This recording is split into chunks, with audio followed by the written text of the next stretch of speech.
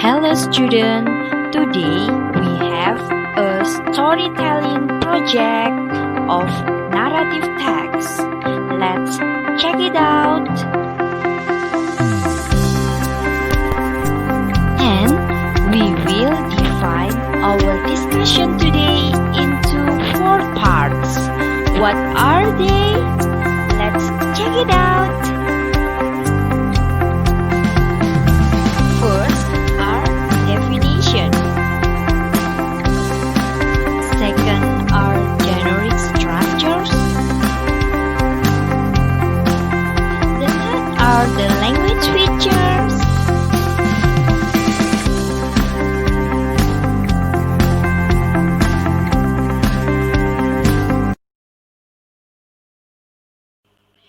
Definition of narrative text is an imaginative story to entertain target people with past events. It can be a spoken or written language. Even it can both of them.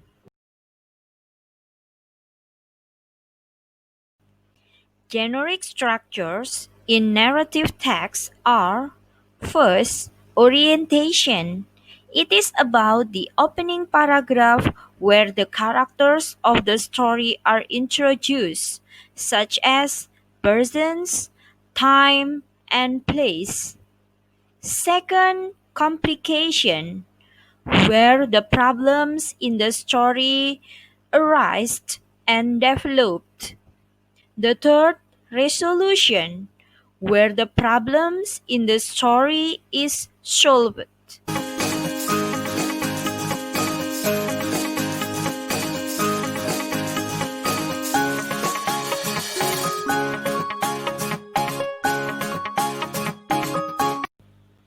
Language features in narrative text are: first, using processes verbs. Second, using conjunction. And the third, using simple past tense.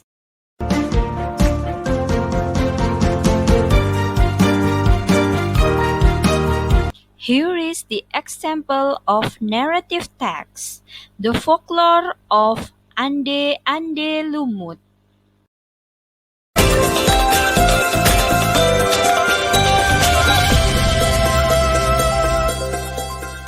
A long time ago, there were 2 large kingdoms in the East Java region, named the Kingdom of Jenggala and the Kingdom of Kediri. The Kingdom of Jenggala was led by Raja Jayanegara, and the Kingdom of Kediri was led by King Jayang Rana.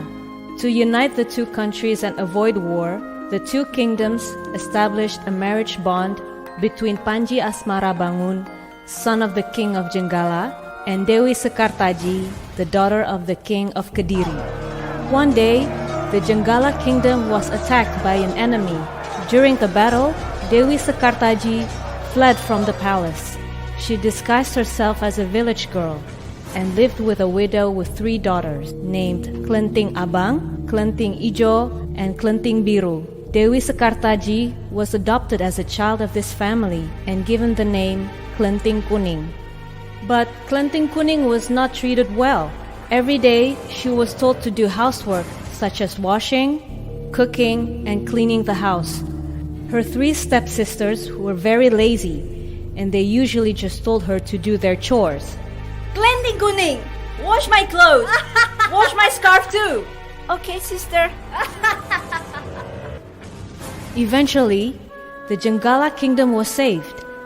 Panji Asmara Bangun had succeeded in defeating his enemies who attacked him. But he was sad because Dewi Sekartaji had left the palace. He was determined to look for her. He told guards to find the whereabouts of Dewi Sekartaji. After a while, a bodyguard reported that he had met a girl who looked like Dewi Sekartaji in a village. Panji Asmara Bangun went to the Dapan village. This village was located next to the village where Klenting Kuning lived. He lived in Mbok Randa's house, became Mbok Randa's adopted child, and disguised himself as Ande Ande Lumut, who was looking for a wife. News about Ande Ande Lumut looking for a wife spread around town, and Klenting Abang, Klenting Ijo, and Klenting Biru dressed as beautifully as they could to propose to Ande Ande Lumut. They didn't forget to wear good clothes. Hey, Kelending Kuning, you don't have to come with us. Just stay at home. Go to the river and wash all our dirty clothes. Commanded Klenting Biru. They departed, and Klenting Kuning went to the river to wash the dirty clothes right away. Suddenly, a crane came and gave her a whip. Go and propose to Ande Ande Lemut, so you can meet Panji Asmara Bangun, and bring this whip. Said the crane. Klenting Kuning then rushed to Dadapan village. Meanwhile, her mother and 3 adopted sisters arrived at the riverside. They were confused. None of the boats were visible, and there were no bridges, so how could they cross the river? The river was vast, deep, and swift. Suddenly, a giant crab named Yuyu Kangkang appeared. The crab offered to cross the river on the condition they had to kiss the crab. They agreed to that condition. One by one, they climbed onto Yuyu Kangkang's back to cross the river. Moments later, Klenting Kuning arrived at the riverside. She also met Yuyu Kangkang. Yuyu Kangkang offered to help her cross the river with the same condition, that she must kiss him. Klenting Kuning rejected the requirement and forced Yuyu Kangkang to help her. Without his conditions met, Yuyu Kangkang did not want to help Klenting Kuning. Klenting Kuning lost her patience. She pulled out the whip from the crane and struck the river. Immediately, the river water receded. Yuyu Kangkang was scared. Finally, he agreed to help Klenting Kuning cross the river. Klenting Kuning immediately went up onto Yuyu Kangkang's back and got to the other side of the river. Her mother and 3 stepsisters arrived first at Mbok Randa's house. One by one, Klenting Abang, Klenting Ijo, and Klenting Biru showed their beauty to Ande Ande Lumut. However, none of them was chosen because they had kissed Yuyu Kangkang. A few moments later, Klenting Kuning arrived at Mbok Randa's house. Ande Ande Lumut chose Klenting Kuning as his wife because he knew that Klenting Kuning was Dewi Sekartaji, and she was the only woman who hadn't kissed Yuyu Kangkang. Ande Ande Lumut revealed his disguise, and he told everyone that he was Panji Asmara Bangun.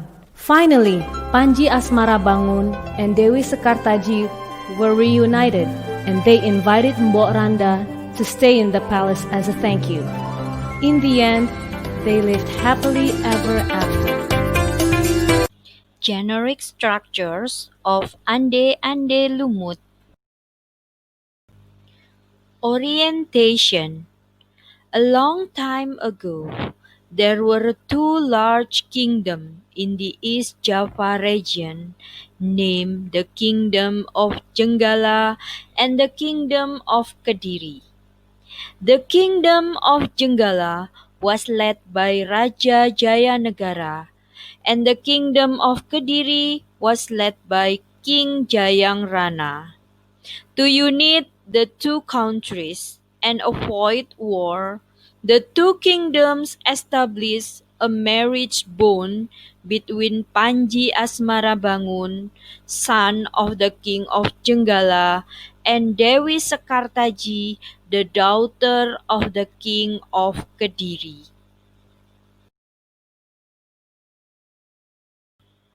Complication. One day, the Jenggala kingdom was attacked by an enemy. During the battle, Dewi Sekartaji fled from the palace. She disguised herself as a village girl and lived with a widow with 3 daughters, named Klenting Abang, Klenting Ijo, and Klenting Biru.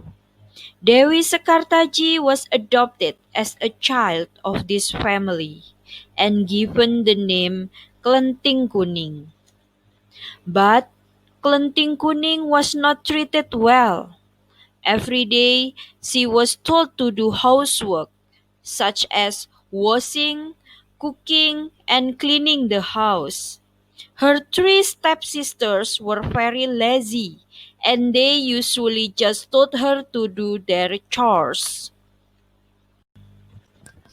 Resolution. Eventually, the Jenggala kingdom was saved. Panji Asmarabangun had succeeded in defeating his enemy who attacked him. But he was sad because Dewi Sekartaji had left the palace. He was determined to look for her. He told the gods to find the whereabouts of Dewi Sekartaji. After a while, a bodyguard reported that he had met a girl who looked like Dewi Sekartaji in a village. We can make a note that it can be more than one complications and resolutions that follow the narrative. Nice to see you today. Bye bye. Bye bye.